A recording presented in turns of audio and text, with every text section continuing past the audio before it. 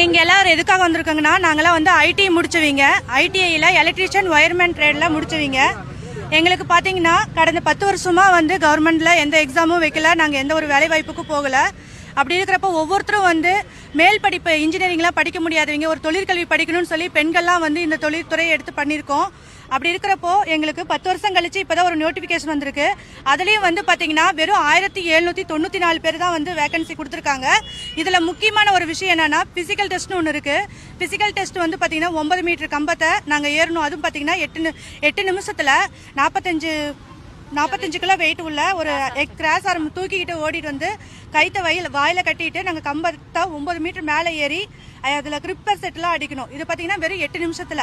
இப்போ லேடிஸ் எல்லாம் வந்து பார்த்தீங்கன்னா நிறைய சிசேரியன் பண்ணவங்க இருக்காங்க, குழந்தை பெற்றவங்க, அதாவது நிறைய பெண்களுக்கு வந்து இயற்கை உபாதை பிரச்சனைகளாக இருக்குது. அதே மாதிரி பார்த்தீங்கன்னா நிறைய பேர் வெயிட் லேடிஸ் தெரியும் எவ்வளோ பிரச்சனைகளால் இது பண்ணிட்டு இருக்காங்க. இப்போ குழந்தை பெற்ற டெலிவரி ஆனவங்க இருக்காங்க, மாசமா இருக்கவங்க இருக்காங்க. அப்படி இருக்கிறப்போ பிசிக்கல் டெஸ்ட் எங்களுக்கு ரொம்ப மார்க் எடுத்தாலும் வந்து பிசிக்கல் டெஸ்ட்னால எங்க வாய்ப்பு இழக்கிற மாதிரி இருக்கு. இதுல ஆண்களுக்கும் நிறைய பிரச்சனைகள் இருக்கு. ஏன்னா இப்ப 10 வருஷமா ஆள் எடுக்காதனால எல்லாரும் 35-40 வயசுக்கு மேல கடந்துட்டாங்க. அவங்களுக்கும் எவ்வளவு பிரச்சனைகள், இடுப்பு வலி, மூட்டு வலி, ஏதாவது கீழே விழுந்து அடிப்பட்ட ஆப்ரேஷன் பண்ணது, இந்த மாதிரி பல பிரச்சனைகள்லாம் வந்து இருக்கு. அப்படி இருக்கிறப்போ எங்களுக்கு பிசிக்கல்ல வந்து பழைய முறைப்படி எப்படின்னா, பெண்களுக்கு வந்து சைக்கிளிங்னு ஒன்று நடந்துச்சு, ஆண்களுக்கு வந்து மதிப்பெண் அடிப்படையில் வந்து கம்பை ஏறது இருந்துச்சு. ஆனால் இப்போ வந்து எங்களுக்கு பழைய முறைப்படியே சைக்கிளிங் வச்சு ஃபிசிக்கல் டெஸ்ட் வச்சு வரணும்னு நாங்கள் கேட்டுக்கிறோம். ரெண்டாவது, ஏன்னா நாங்கள் எல்லாருமே ஐடி முடிச்சுட்டு படித்து டெக்னிக்கலாக ஒரு வருஷம் நாங்கள் இதுலேயே அப்ரெண்டிஸ் முடிச்சவங்களும் இருக்கிறோம். எல்லாருமே டெக்னிக்கலாக படித்து வந்தவங்க. இந்த ஃபிசிக்கல் வந்து கம்பை ஏறுதல் இந்த மாதிரி இதெல்லாம் வந்து பார்த்திங்கன்னா கேங்மேனுங்கிற ஒரு இதுக்காக கொடுத்துருந்தாங்க. அவங்க வந்து கம்பை ஏறினதுக்கு அவங்களுக்கு வந்து கல்வி தகுதி 5ஆவதாக இருந்துச்சு. அதனால் கம்பை ஏறினதுக்கப்புறம் ரிட்டன் டெஸ்ட் வச்சு பாஸ் ஆகி 10,000 பேர்த்த ஒரே டைமில் போட்டாங்க.